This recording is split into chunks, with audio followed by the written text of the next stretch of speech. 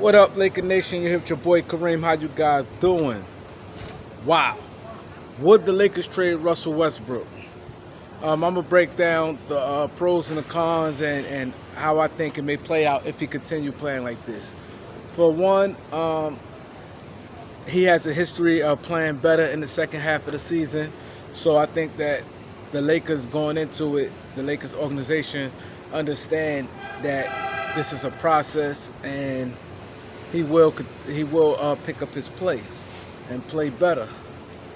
But also, he also has a track record of also playing you out the game, shooting you out the game, turning over the ball at crucial moments. So he has a history of that also. So that's like the good and the bad on that. And Rob Pelinka, the history of Rob Pelinka, what the media says about him, they said like you can't trust a guy that he gonna do what's best for him, and you just can't trust him. I don't know that 'cause I don't know him personally, but that's been going around in NBA circles. So with a history, and if he's the type of general manager that's like cutthroat or win by all costs, which I think all general managers should be. And at the end of the day, the Lakers don't owe Russell Westbrook nothing. It's not like he signed. See, the difference between signing a player and trading a player is two different things. When you sign a player, you pretty much had the, I don't want to use that word, but you have to pretty much stroke a player ego. Say how good he is, how much you want him, why he should pick your team over other teams.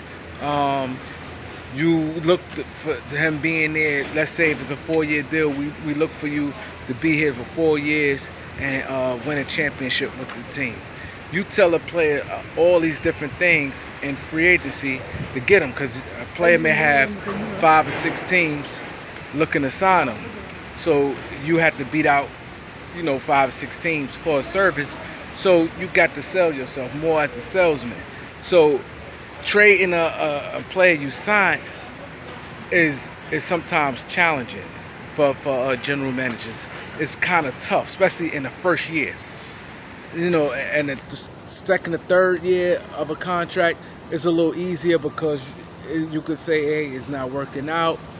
You gave this player 3 years and it ain't work out, and maybe he have 1 year left on his deal.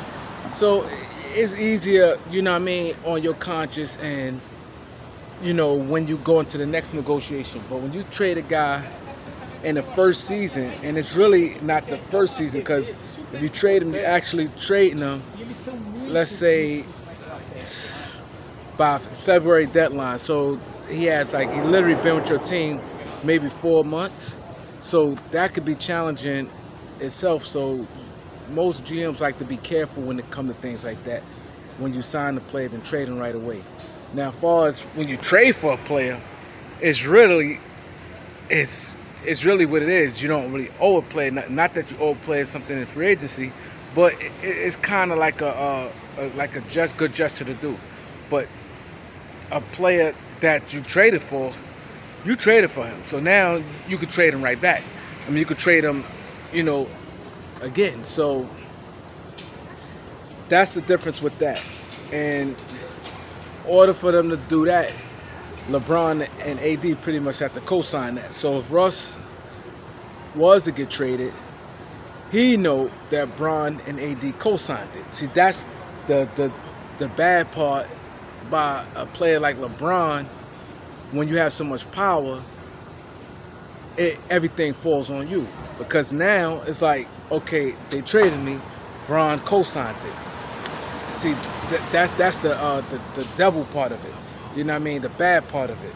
You know what I mean? So it could be tricky and in a situation like that. But I like to know what you guys think.